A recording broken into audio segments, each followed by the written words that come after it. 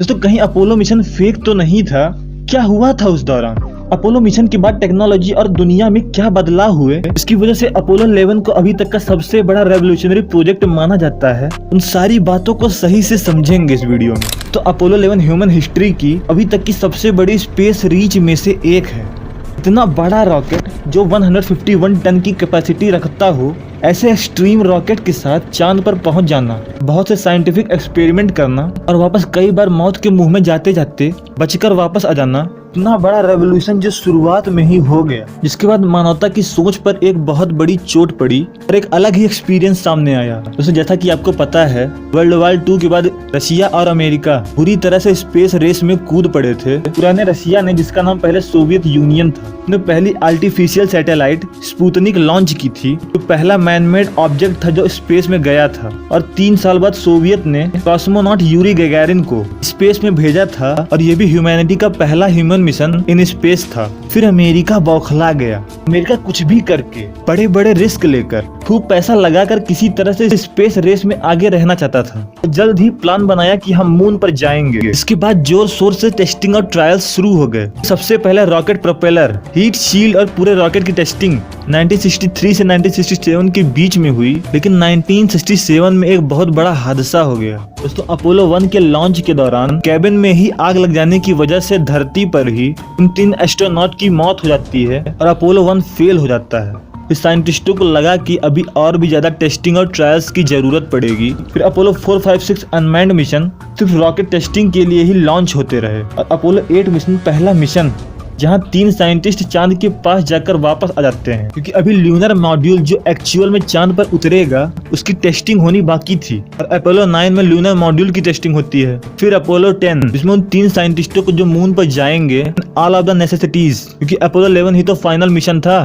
तो अपोलो 10 में हर तरह के ट्रायल्स हुए और बहुत से एक्सपेरिमेंट्स जो मून पर होने वाले थे, कि मून पर बहुत से साइंटिफिक इंस्ट्रूमेंट्स, वहाँ की ज्योग्राफी अंडरस्टैंडिंग के लिए बहुत से टूल भेजे जाने वाले थे, उन सब की भी टेस्टिंग हुई। और फाइनली अपोलो 11। उससे पहले दोस्तों आप ये देख रहे हो कितनी तेजी से मिशन हर 2-3 महीने पे लॉन्च हो रहे हैं। इसे टेक्नोलॉजी, इंजीनियरिंग और साइंस के बीच का पॉलिटिक्स कहते हैं, जिसे मैं पर्सनली टेक्नो पॉलिटिक्स से समझता हूँ। लेकिन इस स्पेस रेस में पूरी पब्लिक का, पूरे पॉलिटिक्स का, साइंस और टेक्नोलॉजी में एक बहुत ही बड़ा रेवोल्यूशन था, जिसमें अमेरिका ने 5% अपनी इकोनॉमी की सिर्फ नासा में ही झोंक दिया था और पूरी दुनिया तमाशा देख रही थी।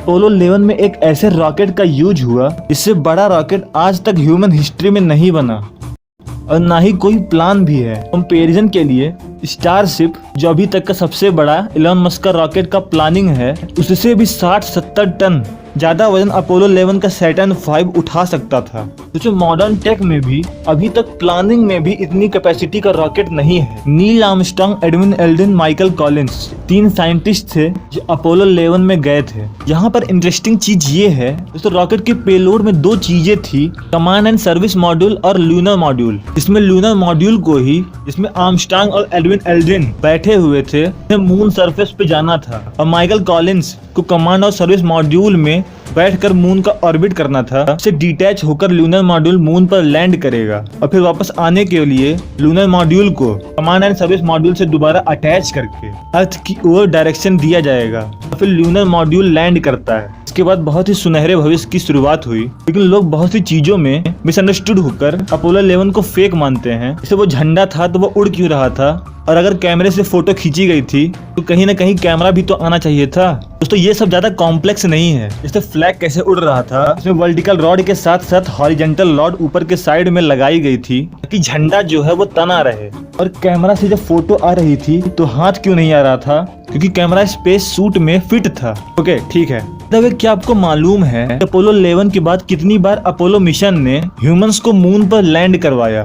5 बार। अपोलो 11 को लेकर 6 बार। अपोलो 11, 12, 14, 15, 16, 17 इतनी बार अपोलो मिशन सक्सेसफुली मून पर लैंड कर चुका था। अपोलो 13 में मैकेनिकल प्रॉब्लम की वजह से सिर्फ ऑर्बिट करके बिना मून पर लैंड हुए वापस धरती पर आ गया। दोस्तों अपोलो 13 पर टॉम हैंक्स की मूवी भी बनी है, आप जाकर देख सकते हैं। लेकिन इस मिशन का टेक्नोलॉजी और दुनिया पर क्या असर हुआ था? दोस्तों अपोलो मिशंस में ऐसे ऐसे एक्सपेरिमेंट हुए थे तो मून की जियोग्राफी और नेचर को अंडरस्टैंड करने के लिए, अर्थ से इंटरेक्शन करने के लिए और स्पेशली रॉकेट साइंस में, ह्यूमन एक्सपीरियंस में ह्यूमन इंटरेक्शन के साथ बहुत बड़ा बदलाव थे। जैसे पैसिव एंड एक्टिव सिस्मोमीटर जो वहाँ की मून भूकंप को नापती थी, मतलब मून की रॉकी बॉडी मूवमेंट डिटेक्शन के लिए, सोलर विंड मेजरमेंट के लिए ऐसा इंस्ट्रूमेंट भेजा गया था, क्योंकि वहाँ पर एनवायरनमेंट ना होने की वजह से सोलर लाइट डायरेक्ट पड़ती है। तो कितनी पड़ती है इसकी स्टडी के लिए लूना डस्ट डिटेक्टर, वहाँ के डस्ट को डिटेक्ट करने के लिए। और इतना ही नहीं,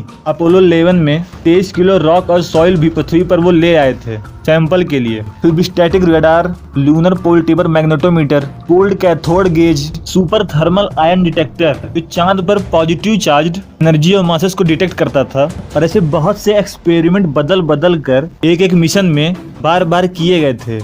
अगर आपको इन सारे एक्सपेरिमेंट जो मून लैंडिंग में हुए थे उन पर सेपरेट वीडियो चाहिए तो कमेंट करिए। लेकिन दोस्तों सबसे बड़ी बात, उस वक्त जो सबसे बड़ा बदलाव हुआ था वो सेमीकंडक्टर इंडस्ट्री में हुआ था, जो आज पूरी दुनिया के डिजिटल गैजेट्स का कोर है। आप सोच भी नहीं सकते हैं। इस स्पेस रेस के बाद सेमीकंडक्टर इंडस्ट्री में बहुत बड़ा रेवोल्यूशन हुआ था। दोस्तों अगर आपको ऐसे ही वीडियो इतनी ज्यादा डेप्थ में और ज्यादा देखने हैं तो प्लीज मेरे चैनल को अभी विजिट करिए। मैं हमेशा ही ऐसे ही टॉपिक पे वीडियो बनाता रहता हूँ और आपको जो सवाल पूछने हैं कमेंट बॉक्स में पूछिए। दोस्तों आज के लिए इतना ही, धन्यवाद।